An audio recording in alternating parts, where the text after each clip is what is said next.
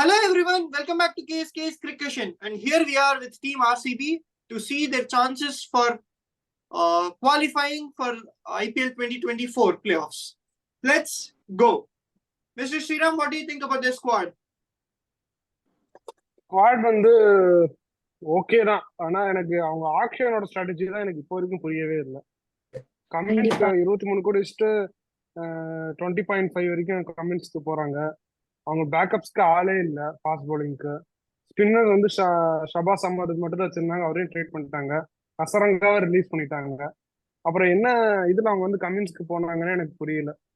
அதுவும் இல்லாம இவங்க பண்ண தப்பு எல்லாமே மும்பை இந்தியன்ஸ்க்கு வந்து ஆக்ஷன்ல ஃபேவரபிளா போச்சு. ஜெரால் கோட்ஸி எடுத்திருக்கலாம், ஃபாஸ்ட் பவுலிங்க்கு 5 crores தான் போனாரு. மதுசங்கா எடுத்திருக்கலாம். அசரங்கா 1.5 கோடி தான் போனாரு, அவரை விட்டுட்டாங்க. சொல்ல போனா கரெக்ட், அவரை விட்டுட்டாங்க. அது கூட ஓகே. எனக்கு கோட்ஸிக்கு போல Alzarri ஜோசப்க்கு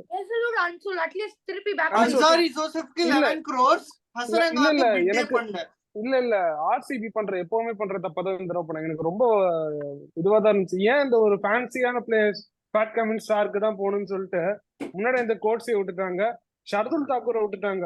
CSK RCB Omar Sai எல்லாம் விடு. ஷர்துல் தாக்கூர் 4 crore தான் போனார். எடுத்திருக்கோம் நம்ம இந்தியன் ஃபாஸ்ட் பவுலர், அவருக்கு போல. ஜெரால் கோட்ஸிக்கு போல. கடைசியா பேட் கமின்ஸுக்கு 20 crores வரைக்கும் போறாங்க. என்ன கேட்டா அவங்களோட ஆக்ஷன் வந்து ஒரு மெகா சொதப்பல் தான். எடுத்திருக்கிற இதெல்லாம் எந்த டீம்லயுமே பிளேயிங் லெவன்ல வராத ஒரு ஃபாஸ்ட் பவுலர்ஸ் தான் எடுத்திருக்காங்க. அல்சாரி ஜோசப், லாக்கி ஃபர்கூசன் ரீசெண்டா எந்த டீம்லயுமே பிளேயிங் லெவன்ல எடுக்கிறது இல்லை. ஐபிஎல் பொறுத்த வரைக்கும் நான் சொல்றேன்.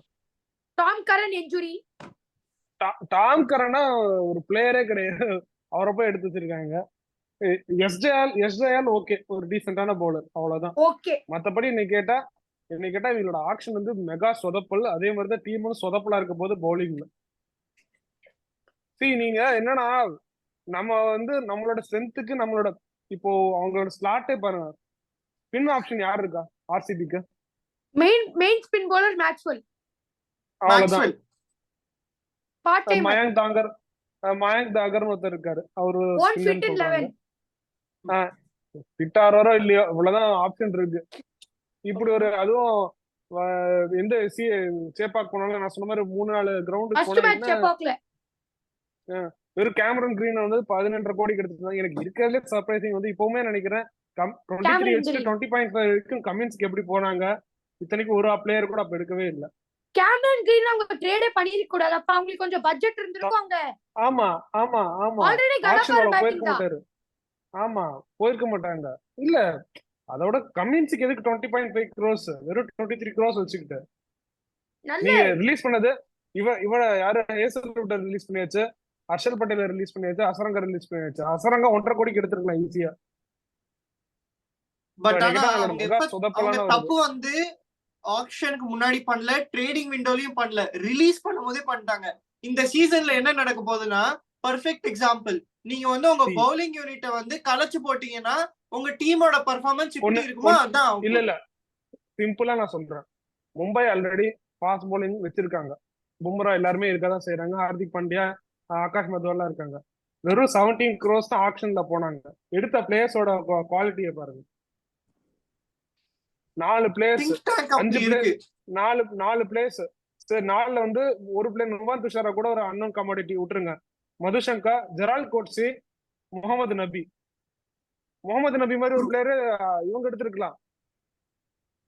இவங்களே எடுத்திருக்கலாம். அது ஏன் இவங்க பண்ண தப்பு? ரிலீஸ் கூட சொல்ல மாட்டேன், இல்ல ட்ரேடிங் கூட சொல்ல மாட்டேன். இந்த ஆக்ஷன்ல வந்து அந்த பாயிண்ட் வரட்டும் அப்படின்னு சொல்லிட்டு கமின்ஸ்க்கும் ஸ்டார்க்குக்கும் வெயிட் பண்ணதுனாலதான் அவங்களோட ஆக்ஷனே சொதப்புச்சு. அதாவது ஒரு பிளேயர் வந்து டசன்ட் மேக் என்டையர் டீம் என்ன சொல்றது வின் பண்ண வச்சிட முடியாது. இல்ல இவங்க வந்து என்ன பண்ணாங்கன்னா இவங்க வந்து கமின்ஸ் வேணும், ஸ்டார்க் வேணும்னு சொல்லிட்டு எல்லா நல்ல பிளேயரும் விட்டுட்டாங்க. I think they forgot to see their balance was just 23 crores. 23 crores. Shardul Thakur பேட்ல ரைஸ் பண்ணவே இல்ல. 4 crores ஷர்துல் தாக்கூர். இவங்க ரிலீஸ் பண்ண 11 கோடி அசரங்காவை 1.5 கோடி 2 கோடிக்கு எடுத்திருக்கலாமே. அட்லீஸ்ட் பை பேக் பண்ணிருக்கலாம் எல்லாரையும். எடுத்திருக்கலாம். அசரங்கா 1.5 கோடி தான் போனாரு. ஷர்துல் தாக்கூர் 4 கோடி. எனக்கு இருக்குல்ல இந்த ஆப்ஷன்ல பிகஸ்ட் சர்ப்ரைஸ் வந்து Stark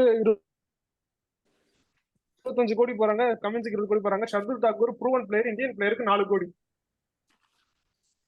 Okay, Shardul Thakur, we cannot say like many things on Okay, him, but வாங்க, நம்ம still அடுத்த he's an Indian fast problem. bowler. அடுத்த செக்மெண்ட் போலாம். ஏன்னா RCB போட்டு பருத்து தள்ளிட்டோம். ஆமா. Let's see the probable playing 11 for RCB. Mr. Sriram. Probable 11 வந்து top 4 Opening, எல்லாருக்குமே தெரியும்.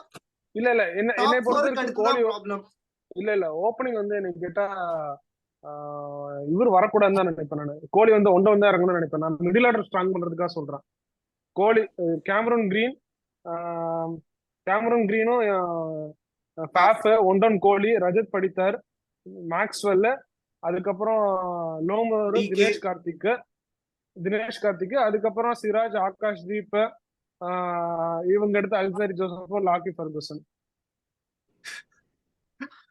இம்பாக்ட் வந்து வேற யாராவது வைசாக வந்து இவருக்கு பதிலா கொண்டு வரலாம், லோம்ரோருக்கு பதிலா கொண்டு வரலாம், இல்ல மயங்க் தாக்கரை கொண்டு வரலாம். இவங்க கிட்ட இருக்கிற ஆப்ஷன் இவ்வளவுதான். வேற 2 ஆப்ஷனும் பண்ண முடியாது. நீங்க வியூவர்ஸ், ஆக்சுவலி நாங்க வந்து எம்ஐயும் ஆர்சிபியும் பேக் டு பேக் ஷூட் பண்றோம். எம்ஐக்கு அவ்வளோ டிஸ்கஸ் பண்ணோம், ஆர்சிபிக்கு ஓகே பண்ணணும்ல, பிளேயிங் 11 போடணும்ல, அதனால 11 பிளேயர்ஸ் போடுறோம், அவ்வளவுதான். சாய்ஸே இல்ல அந்த இவங்களுக்கு. So Hrithik, your views? Batting வந்து பயங்கர ஸ்ட்ராங்கா தான் இருக்காங்க, டவுட்டே கிடையாது. டாப் 6 அஸ்யூஷுவல் ஆர்சிபியோட ஸ்ட்ரென்த் பேட்டிங், அந்த ஸ்ட்ரென்த் இருக்கு. பவுலிங் அஸ்யூஷுவல் அவங்களோட வீக்னஸ், அது இந்த வருஷமும் இருக்கு. Hrithik, your views? நான் சொல்றேன், உங்க பேட்டிங் கூட அவ்வளவு ஸ்ட்ராங் கிடையாது, ஒன்லி டாப் 4 தான். மேக்ஸ்வெல், கிரீன், கோலி, பாஃப் அடிச்சாதான் அவங்களுக்கு உண்டு. டிகே ஆனா ஒரே ஒரு விஷயம், கோலியை மட்டும் ஒன்றும் இறக்காம அவங்க ஓப்பனிங் இறக்கி பவர் பிளேல அடிக்கணும்னு நினைச்சு அவுட் ஆயிட்டாருன்னா கண்டிப்பா அவங்களோட பேட்டிங் லைனப் வந்து சொதப்ப ஆரம்பிச்சிடும். ஏன்னா கோலி வந்து இம்பாக்ட்ஃபுல் இன்னிங்ஸ் இல்ல லாங் இன்னிங்ஸ் ஆடுற பிளேயர், அவர் வந்து ஓப்பனிங் இறக்க கூடாது இன்னைக்கு கேட்டா. அப்புறம் இவங்க வந்து என்ன பண்ணுவாங்க, கோலிய வந்து ஓப்பனிங் அமிச்சிட்டாங்கன்னா பவர் பிளேல அவுட் ஆகிறதுக்கு நிறைய சான்ஸ் இருக்கு. அப்புறம் வந்து மேக்ஸ்வெல் வந்து ஒரு டபுள் சைடட் ஸ்வாட் மாதிரி, எங்கேயோ தோக்க வேண்டிய மேட்ச் வந்து he can win for you. நல்ல சிச்சுவேஷன்ல வந்து அவரோட ரிவர்ஸ் ஸ்வீப் அடிச்சு அவுட்டும் ஆக முடியும். சோ வந்து மேக்ஸ்வெல்ல வந்து நம்ம ட்ரஸ்டும் அவ்வளவா பண்ண முடியாது, because he can win matches for you in a great way, but he can also like என்ன சொல்றது, ஸ்டெபிலிட்டி கிடையாது மேக்ஸ்வெல்ட்ட. இவங்களோட பேட்டிங்ல ஸ்டெபிலிட்டி இல்ல, அதான் ஒன்லி வீக்னஸ். இல்ல அவங்கள வந்து நான் மோசம், அதாவது எப்படி சொல்றேன்னா அவங்க மோசம் அப்படி சொல்லல, ஆனா நிறைய ஆப்ஷன்ஸ் அவங்களுக்கு இருந்துச்சு, அதை அவங்க யூட்டிலைஸ் பண்ணிக்கலன்றது என்னோட வருத்தம். ஏன்னா இவங்க ஒழுங்கா ஸ்குவாட் எடுக்காதனால யார் ஸ்ட்ரென்த் ஆயிட்டாங்கன்னு பாத்தீங்கன்னா மும்பை இந்தியன்ஸ் தான் அவங்களோட பேக்கப் சூப்பரா செட்டில் பண்ணிட்டாங்க. இவங்க ஒழுங்கா ஆக்ஷன் பண்ணாதனால மும்பை இந்தியன்ஸ்க்கு அது ஃபேவரபிளா போயிடுச்சு. இந்த ஆக்ஷன்ல பார்த்தா நிறைய கீ பிளேயர்ஸ் ரிலீஸ் பண்ணது ஆர்சிபி தான், மும்பை கிடையாது. மும்பை வந்து ட்ரேட் பண்ணிட்டு எடுத்துட்டாங்க, அவ்வளவுதான். கீ பிளேயர்ஸ் ரிலீஸ் பண்ணது ஆர்சிபிக்கு தான் பாஸ் போலர்ஸ் வேணும், ஆனா ஆர்சிபி தான் சொதப்பிருக்காங்க. இப்ப you nailed it mister Sriram. இப்ப ஆர்சிபில மெயின் பிளேயிங் 11ல ஆட வேண்டிய பிளேயர்ஸ் எல்லாம் எம்ஐக்கு இப்ப பேக்கப்பா இருக்காங்க. கரெக்ட். இல்ல ஆர்சிபில நான் என்ன சொல்ல வரேன்னா, மத்த டீம்ல வந்து அவங்களோட பிளேயிங் 11 இல்லாம மிச்சம் இருக்கிற பிளேயர்ஸ் தான் ரிலீஸ் பண்ணாங்க. ஆனா ஆர்சிபி தான் பிளேயிங் 11 இருக்கிற 3 பிளேயர்ஸ் ரிலீஸ் பண்ணாங்க. லாஸ்ட் இயர் பிளேயிங் 11 இருந்த 3 பிளேயர்ஸ் ரிலீஸ் பண்ணாங்க. அதுவும் this is the last cycle of the mini auction வேற.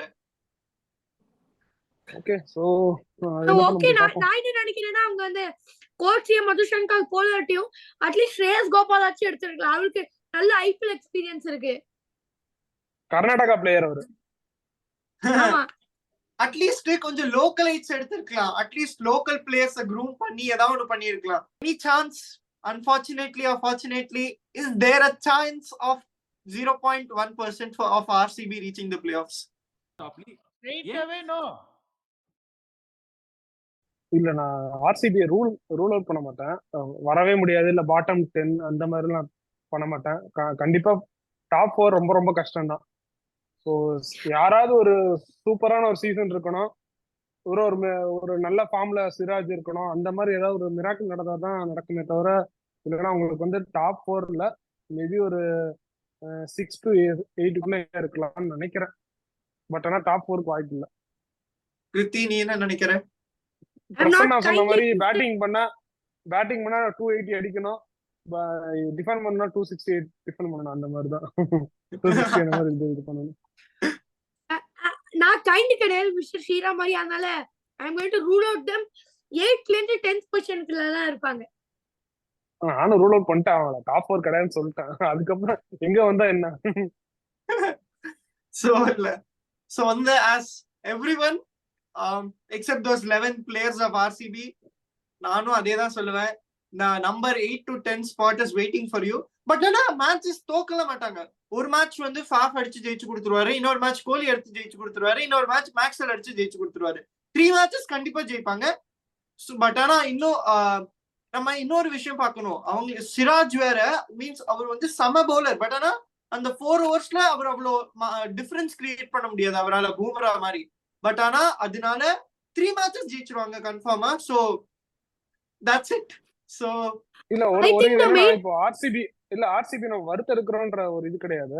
ஒரு என்ன சொல்ற, ஒரு ரொம்ப கஷ்டமா இருக்கு. ஒரு நல்ல பொட்டன்ஷியல் இருக்கிற டீம் அவங்க நல்ல கேமரன் கிரீன் வந்ததுக்கு அப்புறம் எனக்கு டீம் கொஞ்சம் இன்னும் சூப்பரான அந்த மாதிரி இருந்துச்சு.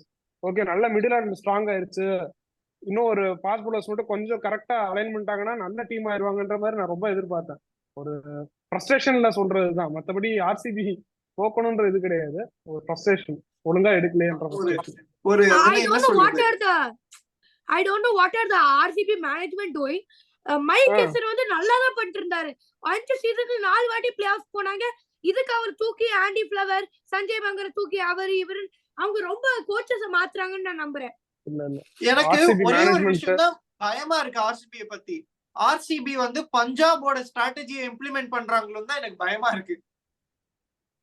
இவங்களை ரிலீஸ் பண்ணி கேப்டனை மாத்தி கோச்சை மாத்தி பிளேயிங் 11 பிளேயர்ஸ் ரிலீஸ் பண்ணி அப்புறம் யாரெல்லாமோ வாங்குறது, அவங்க அதை பஞ்சாபோட ஓல்ட் ஸ்ட்ராட்டஜி தான் இம்ப்ளிமெண்ட் பண்றாங்களோன்னு எனக்கு லைட்டா பயமா இருக்கு. But we hope for the best. At least Kohli காண்டி ஃபாஃப் ஒரு மேட்ச், கோலி ஒரு மேட்ச், கிரீன் ஒரு மேட்ச், மேக்ஸ்வெல் ஒரு மேட்ச் ஜெயிச்சு ஒரு 5 மேட்ச் ஜெயிச்சா நல்லா இருக்கும். So that's it for this video, friends. Hope you like it. Share it to your friends who are loyal RCB fans and who are helpless because of their poor auction performance. Bye.